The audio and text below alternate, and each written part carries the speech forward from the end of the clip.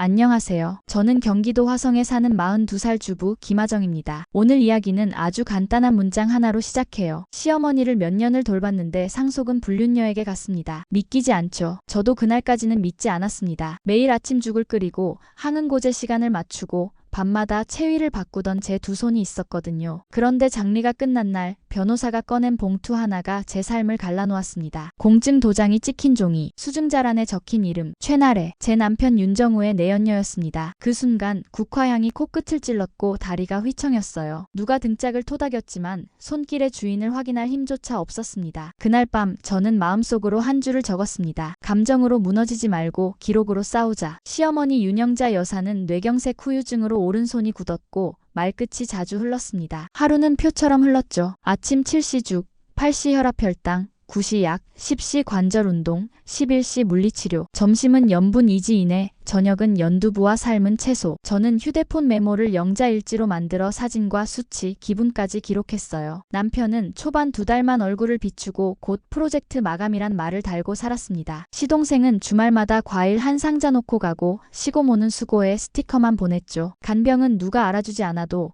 오늘 해야 내일이 이어지는 일, 그 보이지 않는 노동을 저는 묵묵히 했습니다. 나중에서야 알았어요. 그 기록들이 제 등을 세울 증거가 된다는 걸. 어느 오후 방문 틈으로 낮은 웃음소리가 흘렀습니다. 어머니 오늘도 예쁘세요. 문을 열자 낯선 여자가 시어머니 손등을 쓰다듬고 있었어요. 얇은 금반지, 정돈된 흑발, 카메라를 의식한 미소. 최나래, 남편 휴대폰 채팅방에서 본 얼굴이었습니다. 누구세요? 제가 묻자 그녀는 상냥하게 웃으며 말했죠. 간병 보조로 왔어요. 며느님도 쉬셔야죠. 그날 밤 남편에게 물었습니다. 보조를 붙일 거면 왜 한마디도 없었어? 남편은 태연했어요. 네가 힘들잖아. 내가 돈 내고 불렀어. 은행 앱을 열어보니 매달 수백만 원이 같은 계좌로 나가고 메모엔 간병 보조비 혹은 사랑해. 저는 캡처에 비밀 폴더에 넣었습니다. 다음 날도 그녀는 와서 사진 몇 장을 찍고 금방 사라졌어요. 돌봄은 사진이 아니라 시간이라는 걸 저는 몸으로 알고 있었습니다. 거실에서 말다툼이 붙었습니다. 당신은 간병인이야? 며느리야? 남편이 던진 한마디는 이상하게 오래 박혔습니다. 시동생은 옆에서 거들었죠. 형수, 유언은 원래 효도한 사람에게 가는 거예요. 나래 누나도 많이 도왔잖아요. 그 말이 참 쉽게 나오더군요. 저는 웃음이 나왔습니다. 효도? 사진 찍고 예쁜 말 하는 게 효도면 제 허리는 왜 휘었을까요? 그날 밤 거울을 봤습니다. 손끝은 살균제에 달아 거칠고 눈 밑 그늘은 깊었어요. 자존감이 흔들리면 남의 거짓말이 진실처럼 들립니다. 그래서 스스로에게 말했습니다. 의심 말고 기록. 그날의 일지 마지막 줄은 유난히 굵었습니다. 봄비가 유리창을 두드리던 새벽, 시어머니는 조용히 떠나셨습니다. 장례식장에는 국화향이 무겁게 깔렸고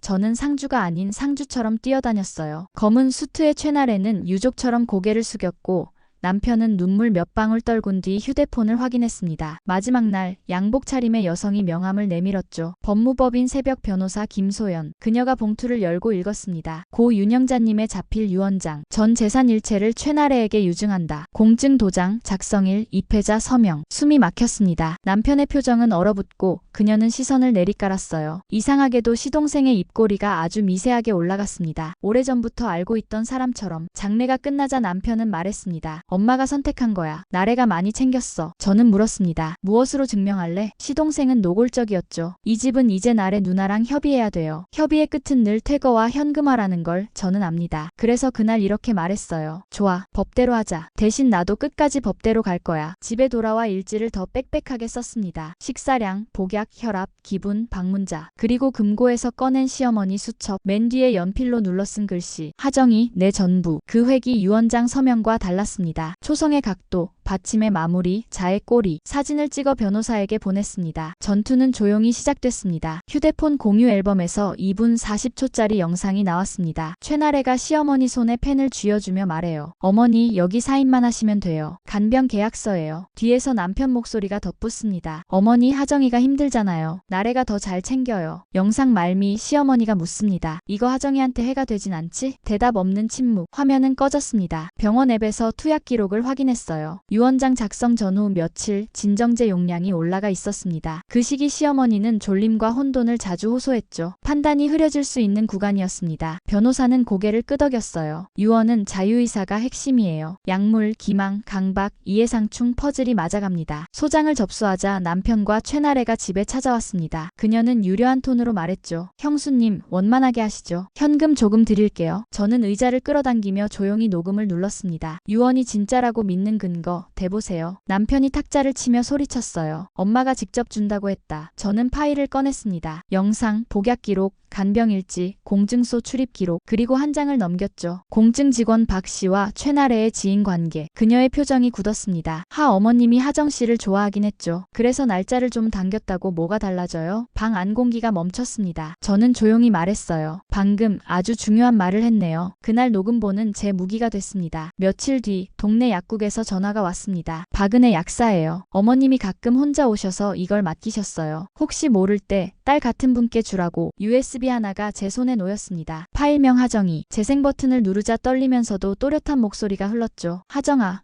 내가 가끔 헤매면 네가 붙잡아줘. 나를 속이는 사람들이 있더구나. 무슨 종이에 사인하라고 해. 나는 내가 좋다. 내 편이다. 뒤에서 희미하게 남성의 목소리. 어머니, 여기 사인만 중간에 끊겼지만 맥락은 충분했습니다. 변호사는 말했어요. 결정타예요. 진정성자 발성 훼손, 부당한 영향력, 필적 음성 복약 타임라인이면 재판부가 외면하기 어렵죠. 첫 기일, 공증인은 절차상 문제 없다고 진술했습니다. 우리는 CCTV 출입 기록과 공증인 최나래의 사적 연결을 제시했어요. 필적 감정인은 유언장 서명과 시어머니 수첩의 필체 차이를 유의미하다고 했고 투약 변경 시점과 유언 날짜가 정확히 겹친다는 의무 기록이 제출됐습니다. 의식 혼미, 졸림, 판단 저하. 재판장은 물었습니다. 영상에서 간병 계약서라 설명한 이유가. 그녀는 대답하지 못했죠. 남편은 어머니 뜻이었다고 반복했지만 제가 틀어놓은 녹음에서 날짜를 당겼다는 자백이 흘렀습니다. 방청석 공기가 싸늘해졌고 시동생은 시선을 바닥에 고정했어요. 그날 밤 남편에게 메시지가 왔습니다. 하정, 정리하자. 네가 원하는 선에서 협의할게. 저는 한 줄만 보냈죠. 판결로 정리해. 소문은 빨랐습니다. 공증사무소 직원은 내부 감사에 회부됐고 최나래는 병가를 냈습니다. 남편은 동생과 크게 다투고 집을 나갔다가 며칠 후 돌아와 서랍에서 여권을 꺼냈어요. 잠깐 나갈게. 정신 좀 차리고. 현관에서 막아섰습니다. 도망이 아니라 휴식이길 바라. 하지만 재판 통지는 반드시 받게 될 거야. 남편은 낮게 중얼거렸습니다. 넌 너무한다. 저는 조용히 대답했죠. 난 정확해. 그 밤 시어머니 수첩을 다시 펼쳤습니다. 낡은 연필 자국을 손끝으로 더듬으며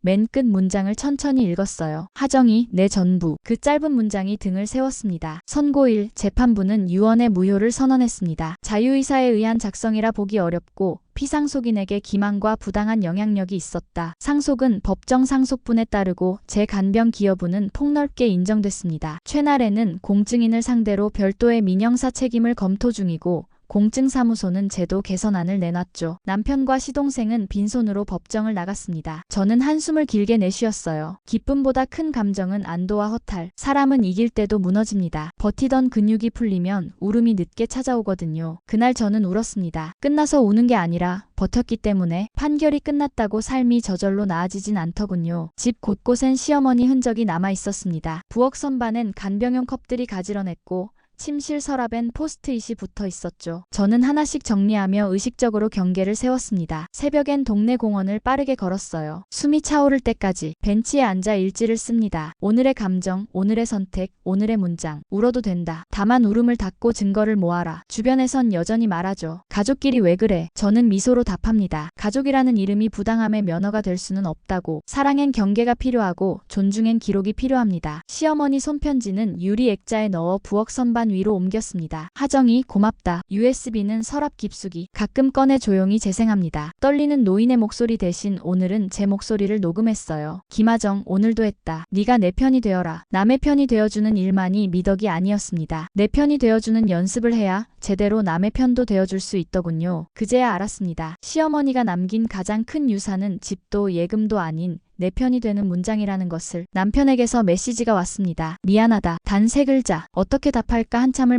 망설였어요. 미안하다는 말은 때를 놓치면 사과가 아니라 기분 전환입니다. 저는 길게 쓰지 않았습니다. 건강해. 각자 잘 살자. 그리고 알림을 묶었습니다. 사람 사이엔 문이 필요하고 문에는 손잡이와 잠금이 모두 필요하다는 걸 배웠습니다. 열고 닫는 기준은 나여야 하니까요. 시동생에게 전화가 왔습니다. 형수, 미안해요. 제가 어리석었어요. 그 말이 진심인지 상황 때문인지 알 수 없었습니다. 다만 저는 이렇게 말했죠. 재우씨, 우리는 한동안 멀리 지내요. 대신 당신 어머니가 우리에게 남긴 문장을 잊지 맙시다. 하정이, 내 전부. 그 말에 대해 각자 책임집시다. 전화는 조용히 끊겼습니다. 저는 눈을 감고 한숨을 길게 내쉬었습니다. 미움의 반대가 꼭 용서는 아니더군요. 때로는 거리였습니다. 일상은 큰 결심으로 돌아오는 게 아니라 작은 반복으로 돌아오더군요. 커피를 내리고 햇볕에 이불을 널고 오래 미뤄둔 구석을 정리하고 저는 스스로를 과장하지 않기로 했습니다. 나는 대단한 일을 한 게 아니라 당연한 일을 당연하지 않게 했다. 그 문장이 위로가 되었습니다. 가끔은 시어머니가 좋아하시던 라디오 채널을 틀어놓습니다. 진행자의 담담한 목소리를 들으면 집 안 공기가 천천히 가라앉아요. 살아낸다는 건 이렇게 다시 듣고 다시 걷는 일. 일지는 여전히 씁니다. 날짜, 시간, 감정, 선택. 제가 저를 믿기 위해서예요. 기록은 누군가를 고발하려고만 쓰는 게 아니더군요. 내 편이 되기 위해 쓰는 거였어요. 복잡한 날엔 이렇게 적습니다. 증거가 답이다. 마음이 흔들릴 땐 사실을 보자. 그러면 호흡이 천천히 정리됩니다. 그 사실들이 모여 제 등뼈가 됩니다. 누가 다시 내 경계를 흔들러 온다면 저는 이번에는 더 빨리, 더 분명하게 말할 겁니다. 여기까지. 밤은 누구에게나 옵니다. 제게도 옵니다. 그럴 땐 USB를 꺼내요. 나는 내가 좋다. 내 편이다. 시어머니 목소리를 듣고 있으면 놀랍게도 미움 대신 고마움이 먼저 올라옵니다. 그 고마움으로 잠을 청해요. 그리고 내일 해야 할 일을 적습니다. 울고, 닦고, 먹고, 걷고, 쓰기. 작지만 확실한 일들. 저는 오늘도 해낼 겁니다. 이건 복수극이 아니라 존엄 회복의